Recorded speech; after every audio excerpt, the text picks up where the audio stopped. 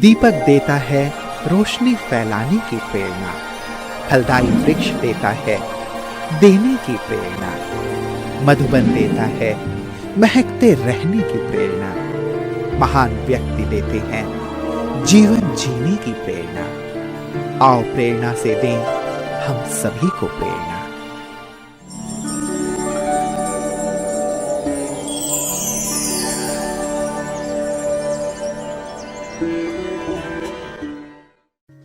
मलोट पंजाब के मुक्तसर साहिब जिले का एक मुख्य शहर है। ये शहर पंजाब के कॉटन बेल्ट के नाम से प्रसिद्ध है। पहले ये शहर बजाज महल के नाम से प्रसिद्ध था, बाद में इसका नाम मलोट रखा गया। मलोट प्रजापिता ब्रह्मा कुमारी ईश्वरीय विश्वविद्यालय की मुख्य संचालिका है राजयोगिनी पूनम दीदी जी। पूनम दीदी जी का जन्म 1966 में पानीपत के एक सिख परिवार में हुआ। आप बचपन से धार्मिक प्रवृत्ति की रही तथा गुरुवाणी का नियमित अध्ययन किया करती थी।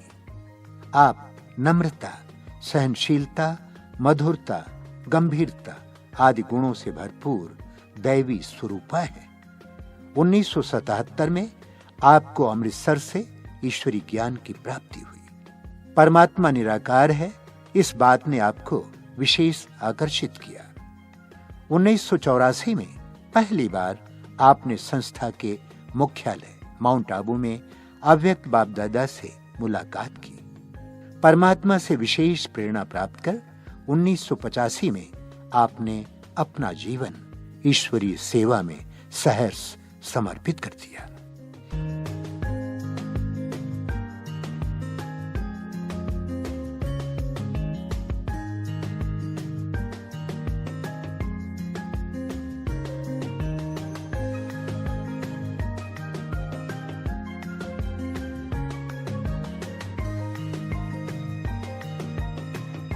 तब से आप फरीदकोट, कोटकपूरा, मुक्तसर साहिब, जैतो, तलवंडी आदि स्थानों में सेवाएं प्रदान कर 2008 से मलोट में अपनी सेवाएं प्रदान कर रही हैं। परमात्मा को प्रत्यक्ष करते हुए आपने अनेक कार्यक्रमों का आयोजन किया।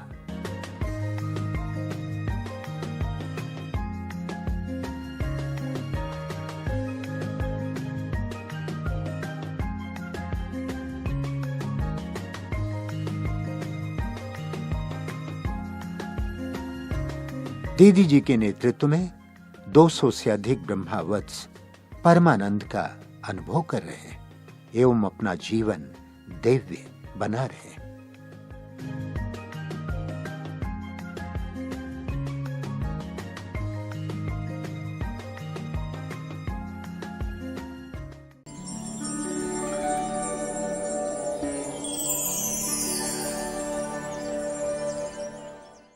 मेरा लौकिक जन्म पानीपत में हुआ। वहाँ पर मेरा दादा का परिवार रहता है, लेकिन मेरे पापा वो अमृतसर डिस्ट्रिक्ट जो खेमकरण बॉर्डर एरिया है वहाँ पर शिफ्ट हो गए। तो हमारा परिवार धार्मिक परिवार था। हमारे घर में रेडियो में गुरबानी चलती, सुबह भी और शाम को भी। मैं बड़ी रुचि से गुरबानी को सुनती और शब्द कीर्तन सुनती और अकेले में अपने मन में गुनगुनाती रहती थी, क्योंकि मेरे को लगता था कि ये तो शरीर के माता पिता हैं, लेकिन मुझ रूह के माता पिता तो यही जिनको वाहिगुरु कहते हैं, परमात्मा कहते हैं, यही हैं। जैसे शब्द सुनती, तू मेरा पिता, तू मेरी माता, तू मेरा बंधक, तू मेरा भ्राता, तो शब्द सुन सुन करके मेरे को महसूस होता कि मेरे सर्व संबंध परमात्मा से, वाहिगुरु से हैं।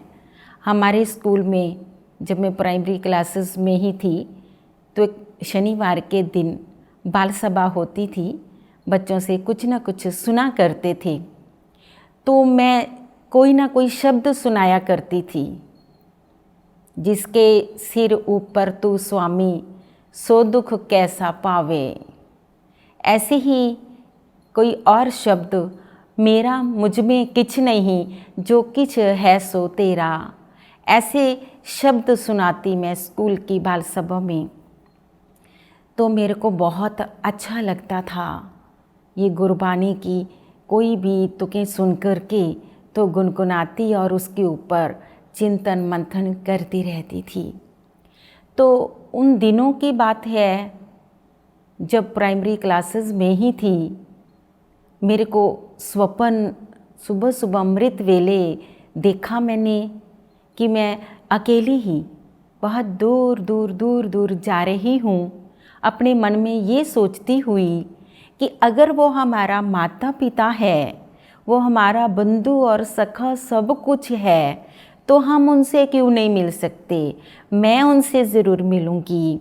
जब ऐसा सोचते सोचते जा रही थी तो मेरे को दिखाई दिए सामने एक बुजुर्ग खड़े हैं मुस्कुराते हुए और कह रहे हैं, आओ बच्ची, आओ बच्ची, मैं तुम्हें सच्चे हीरे देता हूँ।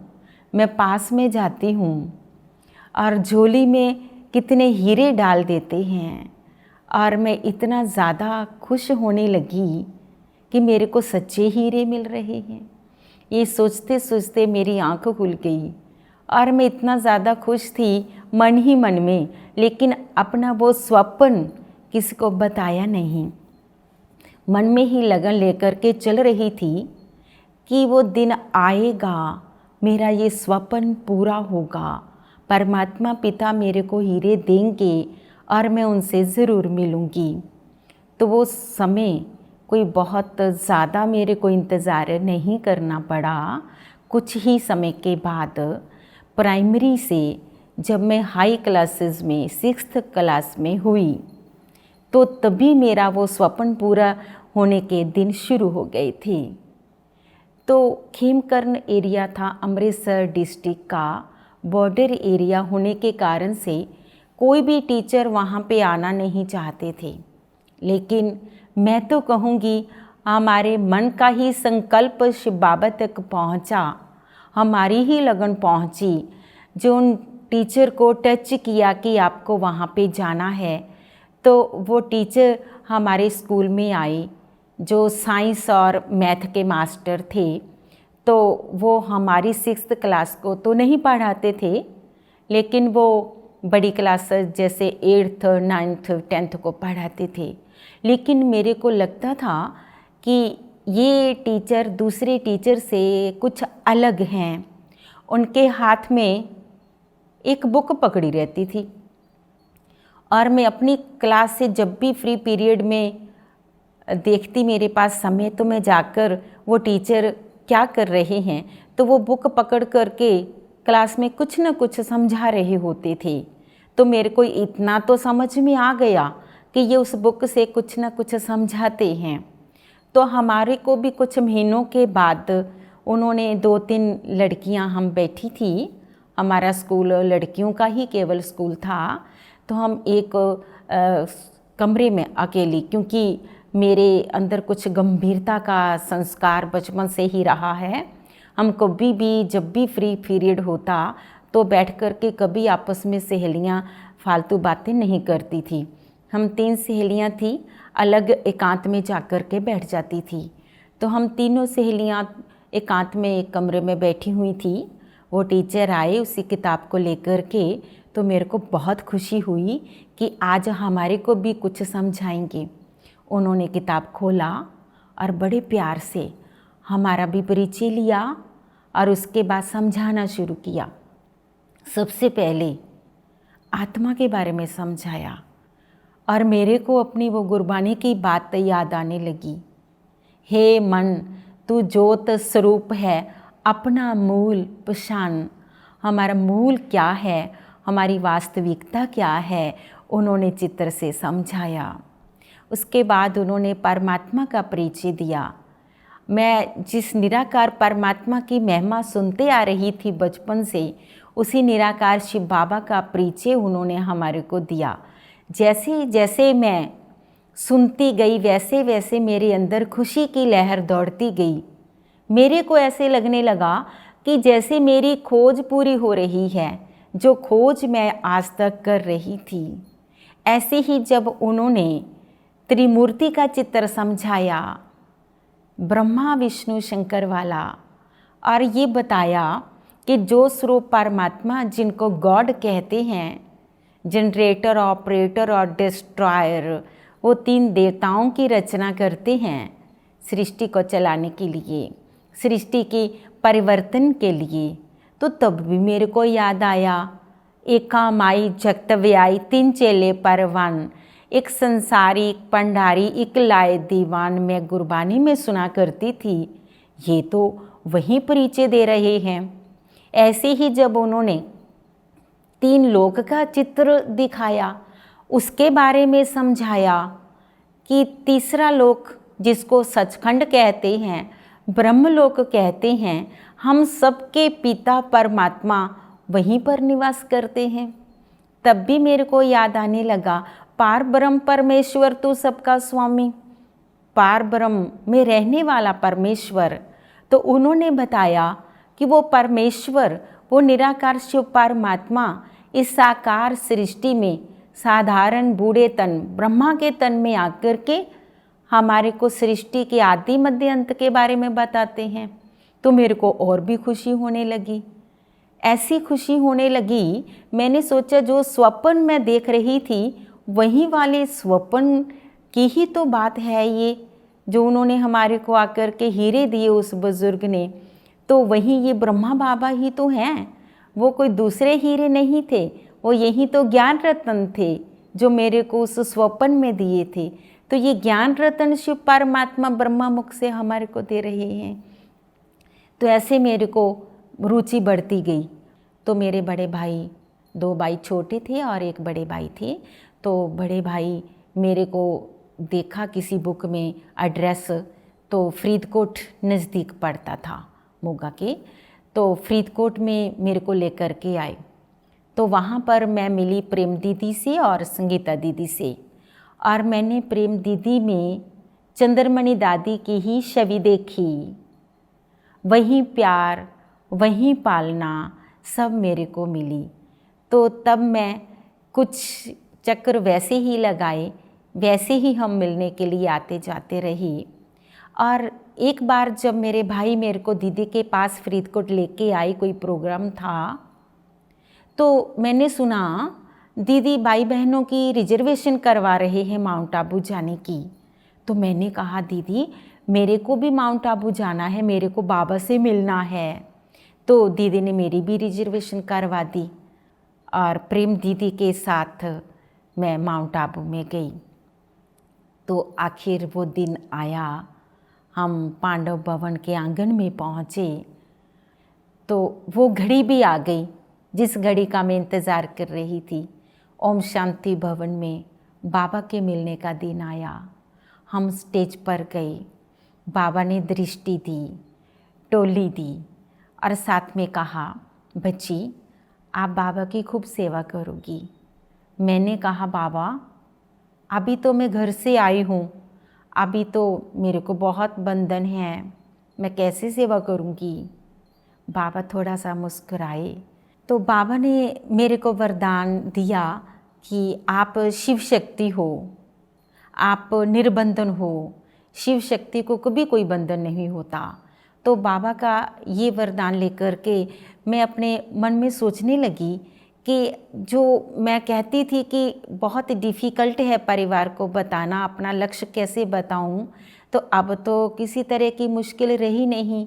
मेरे को तो भगवान से वरदान मिल गया, तो अब तो मेरे जीवन में कोई बंधन रहेगा ही नहीं। अब तो मेरे को मेरे परिवार से बहुत जल्दी छुट्टी मिल जाएगी सेवा करने की।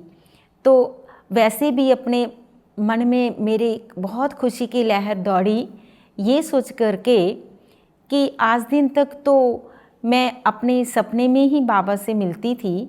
जब छिप छिप करके अमृत वेला योग करती, मेरी कभी आँख लग जाती तो मैं सपने में बाबा से मिलती थी। तो आज वो मेरे संकल्प भी साकार हो गए। साकार में बाबा मिल रहे हैं। और मैं ये सोचती थी कि अगर परमात्मा धरती पे आए हैं तो वो स्थान कैसा होगा, वो स्वर्ग जैसा होगा। तो वो सच में मैं यहाँ पे स्वर्ग देख रही हूँ। तो मेरे भाई ने कुछ 2-3 साल बीते मेरे को सेंटर पे रहते हुए, तो अपने घर में अखंड पाठ रखवाया भाई ने।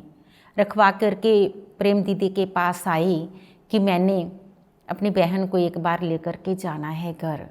तो जब घर लेकर के गई तो अखंड पाठ का जब भोग पड़ता है तो वहाँ पर उन ग्रंथी को कहा कि जब भोग पड़ने के बाद व्याख्या जो आप करते हैं वो आप नहीं करोगे, व्याख्या मेरी बहन करेगी। वह हैरान तो हुए पर कहा आप बेफिक्र रहो, मेरी बहन बहुत अच्छी बातें सुनाएगी सबको। तो वो एक मौका था मेरे भाई के पास। उन्होंने सोचा कि कुछ सबको पता चले कि ये कहाँ गई है और क्या अपने जीवन में सीख रही है। शहर वालों को बुलाया, अपने लौकिक संबंधियों को बुलाया, तो वहाँ पर मैंने आधा घंटा बाबा का ज्ञान सुनाया। तो सब सुनकर के थोड़ा हैरान भी हुए और आकर के फिर मेरे पाँव छूने लगे। और उनके मन में वो जो दूसरी बातें थी कि पता नहीं कहाँ चली गई, तो वो गलतफहमी दूर होने लगी और पाँव छूते छूते कहने लगे कि जीवन बनाया है तो आपने बनाया है, हम पता नहीं क्या सोच रहे थे। अब ये सारी गलतफहमी उनकी तो दूर हो गई। उसके बाद कुछ समय बीतने के बाद, 2-3 वर्ष बीतने के बाद मेरे भाई ने सोचा कि अब समर्पण का कार्य भी करना चाहिए। तो पुरुषार्थ करके, प्रेम दीदी से राय करके, तो माउंट आबू में मेरा समर्पण कराया। और मैं अपने को बहुत पद्म भाग्यशाली समझती हूँ कि जब मेरा समर्पण समारोह ओम शांति भवन में हुआ तो सब दादियों के बीच में बैठी थी मैं। गुलजार दादी, प्रकाशमणि दादी, चंद्रमणि दादी, रतनमोहिनी दादी, जानकी दादी, सब दादियों के बीच में बैठ कर के मेरा समर्पण समारोह हुआ और मेरे को सब दादियों का आशीर्वाद मिला। अब माउंट आबू में समर्पण होने के बाद कोटकपुरा में समर्पण करने का भी प्रोग्राम मेरे बड़े भाई ने बनाया। और उन्होंने सोचा कि मैं जैसे लड़की की शादी होती है बिल्कुल ऐसे ही धूमधाम से समर्पण समारोह कराऊंगा, ताकि जो शहर वाले ये बोलते हैं कि खर्चा करने के मारे सन्यासी बना दी, अब ये गलतफहमी भी उनके दिमाग से निकल जाएगी। तो उन्होंने कार्ड छपवाए, ऊपर लिख करके दिव्य समर्पण समारोह शहर वालों को बांटे, सब रिश्तेदारी में बांटे और सबको बुलाया और यहाँ पे बहुत बड़ा संगठन करके एक अच्छा समारोह करवाया और सबको गिफ्टें भी दी, सबकी अच्छे से खातिरी भी कराई। तो ये गलतफहमी भी उनके दिमाग से निकल गई कि खर्चा नहीं करना चाहते थे, वो भी उन्होंने देख लिया। तो मेरे भाई ने मेरा हाथ प्रेम दीदी और संगीता दीदी के हाथ में दिया कि अब इनके जीवन की पूरी जिम्मेवारी आपकी है। तो उसके बाद क्या था, हमने साकार मम्मा बाबा की तो पालना ली नहीं थी, लेकिन उसके बाद चंद्रमणि दादी की पालना ली और चंद्रमणि दादी की छवि ही मैंने दोनों दीदियों में देखी और ये दोनों दीदियों ने हमारे को सब कुछ सिखाया। तो ऐसे ही मैं फरीदकोट रही, कोटकपुरा में सेवा करी, फिर मक्खू, जीरा, भक्ता भाई का, तलवंडी बाई, जैतो आदि, और कुछ लंबा समय मैं मुक्तसर में रही। मुक्तसर के बाद अब 2009 से मैं मलोट में भी रह रही हूँ और मलोट में भी बहुत अच्छी सेवा चल रही है।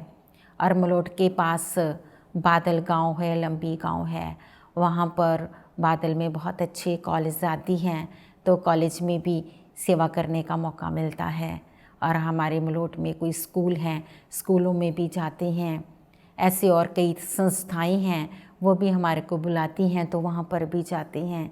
तो बाबा की सेवा करते हुए मन में इतनी खुशी होती है, ये सोच करके कि जो मैंने अपने मन में लक्ष्य बनाया था कि मैंने 2-4 मेंबर की सेवा नहीं करनी, मैंने तो सारे विश्व की सेवा करनी है, बहुत बड़े परिवार की सेवा करनी है, तो मेरे को वो अपना लक्ष्य पूरा होता दिखाई देता है, तो इसलिए मेरे को बहुत खुशी होती है।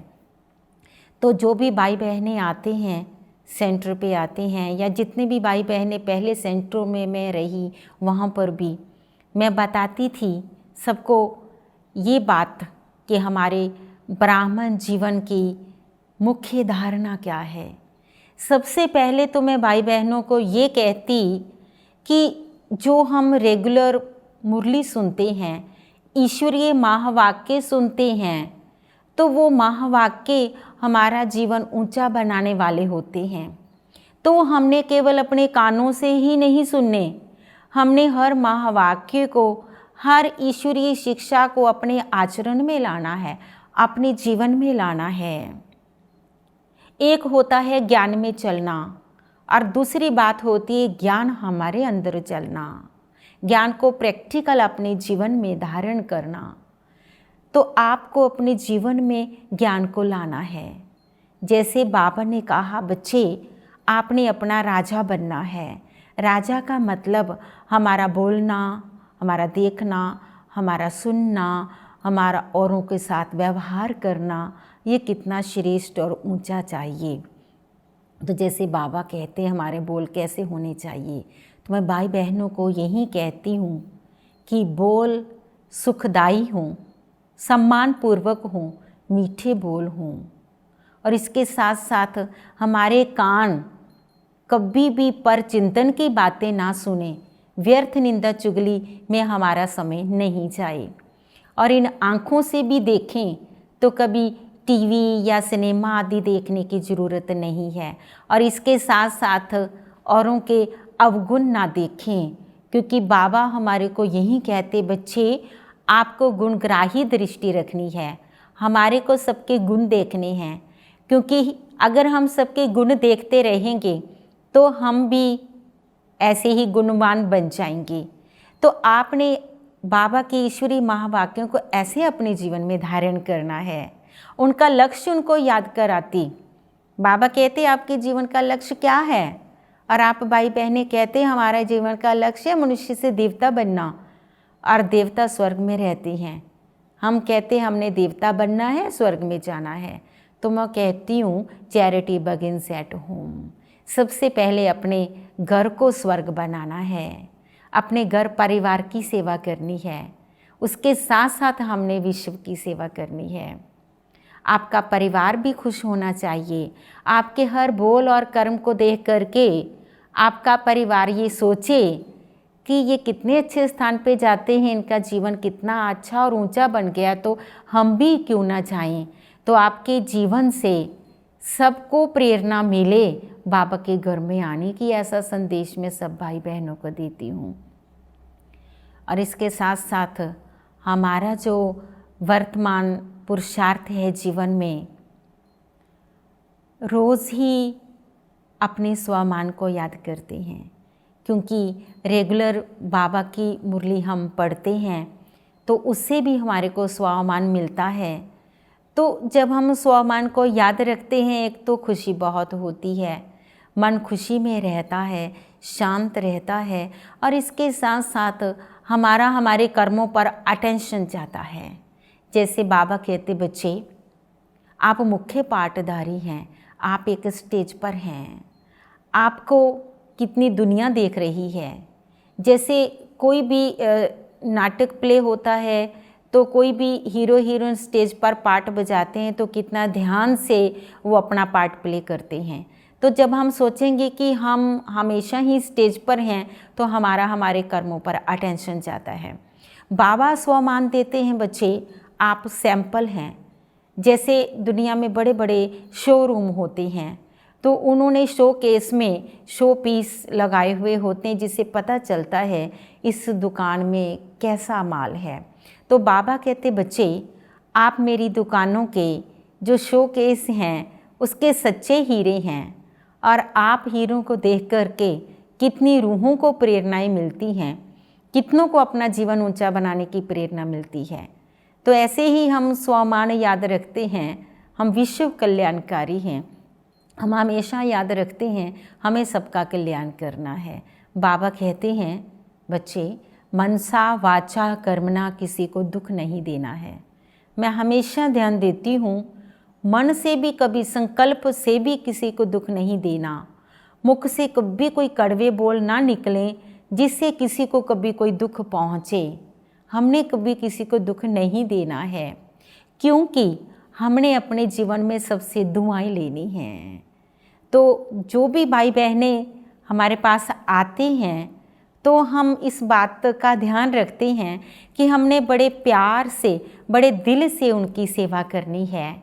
तो दिल से सेवा करके उनको हम बाबा का परिचय देते हैं और उन सब बिछड़ी हुई रूहों को परमात्मा पिता से मिलाते हैं।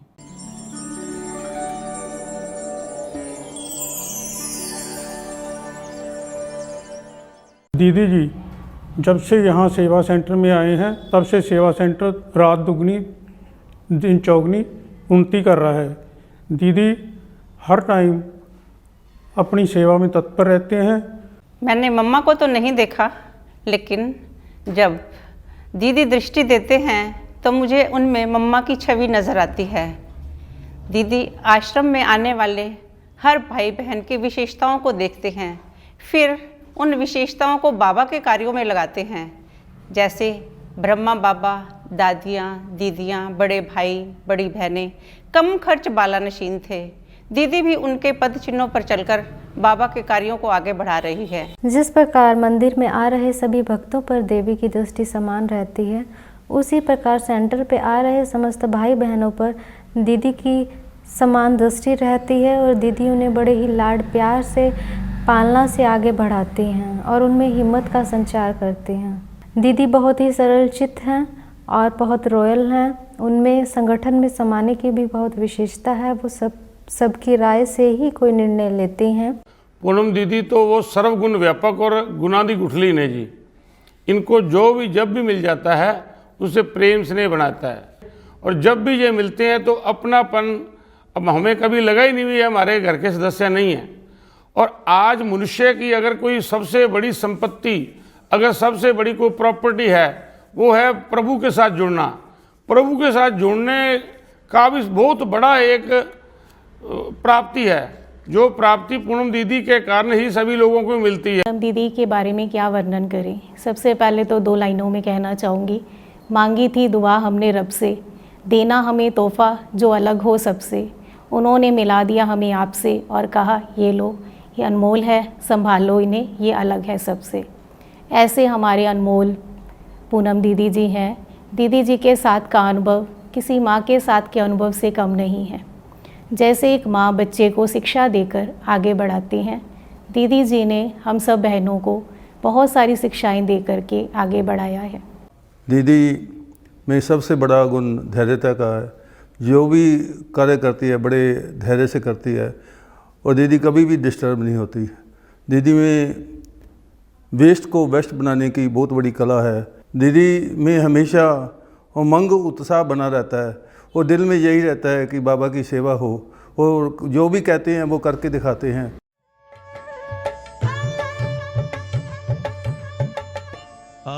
आत्मदर्शन स्वयं का दर्शन, आत्मदर्शन स्वयं का दर्शन, आत्म ज्योति जगा ले, बुझी हुई जगा कर ज्योति, स्वराज्य फिर पाले। आत्मदर्शन स्वयं का दर्शन।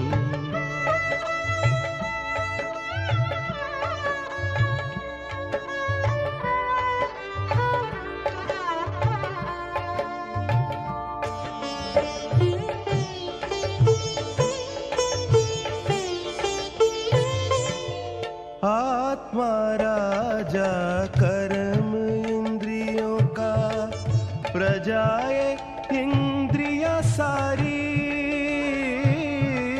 राजा अगर स्वराज राज पे बैठा, सुख संपत्ति हो भारी, स्वराज की रक्षा कर तू, स्वराज की रक्षा कर तू, स्वयं का पहरा लगा ले, आत्मदर्शन स्वयं का दर्शन।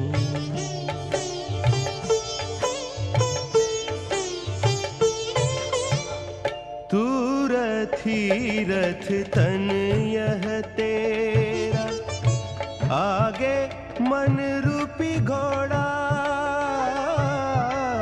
पकड़ बुद्धि की लगाम हाथ में, संस्कारों वश दौड़ा,